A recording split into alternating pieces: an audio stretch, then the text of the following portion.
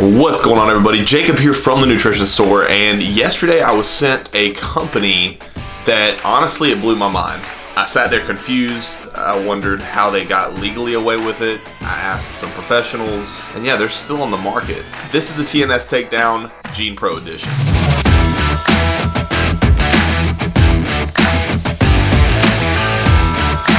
So when my buddy sent me a link to this account called Gene Pro, the world's first low-calorie protein powder, I was like, okay, well, it's probably some kind of crazy isolate. No, they actually make claims more in depth than that. Just like always, we have a video for you guys. Let's watch it. My name is Zack. I'm the president of Gene Pro Protein Inc. And today what I want to do is answer one of the #1 questions that we get. And that's, how do you make a low-calorie protein? You isolate it from whey concentrate, which leaves us with whey isolate. And yeah, the lowest calorie protein you can get is typically 4 calories per gram according to the FDA. So just wait till we show you all the label here. Well, for us, it's pretty simple. So Gene Pro has 3 times the absorption rate of a typical whey protein isolate, which means that you are going to need about 1/3 of the volume of our product to equate to what you would typically use in a whey protein isolate to get that same nutritional equivalence.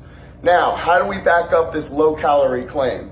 Well, what we've done is taken Gene Pro through a clinical trial. We've taken Gene Pro through a clinical trial, as in we, the company, have funded for research to be conducted based on our product that we are so biased for because we want you to buy it. You can find if you just simply Google Gene Pro clinical trial. And what we've done is compared post-surgical patients' blood protein levels when given Gene Pro and whey protein isolate.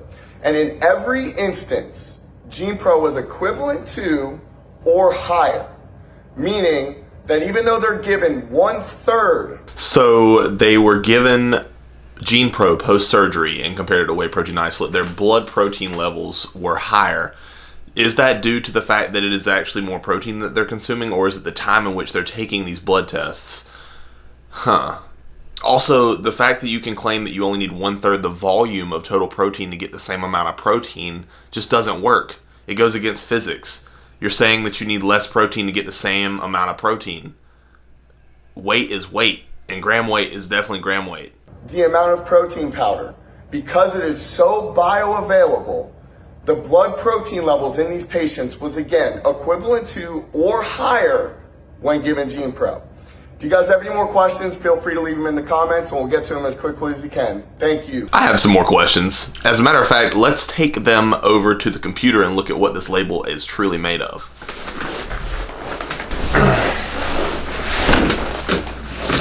Okay, so first thing we're looking at here is the fact that there is 30 servings per container with a 7.2 gram scoop size. Interesting, because when we scroll down to the total protein content, it's 30 grams. How is it possible to have 30 grams of any solution into a 7 gram scoop, 7.2 gram scoop? It's not. There's 2 little asterisks beside the protein that say equivalence based on the clinical trial, NC blah, blah, blah. They're basing all of their batches, all of their products off of a clinical trial that they funded themselves, and 1 trial at that. So it's not to say that every single trial had the same. Other ingredients include instantized peptide whey, hydrolyzed whey, enzyme complex. Peptide whey instantized would mean that, well, it's basically been broken down from its polypeptides, but even still would have the same gram weight if we're going for 30 grams of protein in a 7.2 gram scoop. Clinically trialed, superior bioavailability, which you can use that as one word. Low calorie protein, 58.7 calories for 30 grams of protein. 30 grams of protein, even in its most isolated form, would still be around 120 calories if we were using adequate gram weight. Once again, it falls back to the fact that they're saying there's 30 grams in a 7 gram scoop. Guys and girls, all in all, this is one of the most horrendous protein marketing schemes I've ever seen. Honestly, it goes to be much worse than things like Advocare and Herbalife because, well, it's just a flat out lie on the tub. Do us all a favor, don't buy into things like this, and you can always do a simple reduction test by looking at the back of a label and seeing if the gram weights of scoop add up to the total contents of the ingredients and the macronutrients. Thanks everybody, and have a great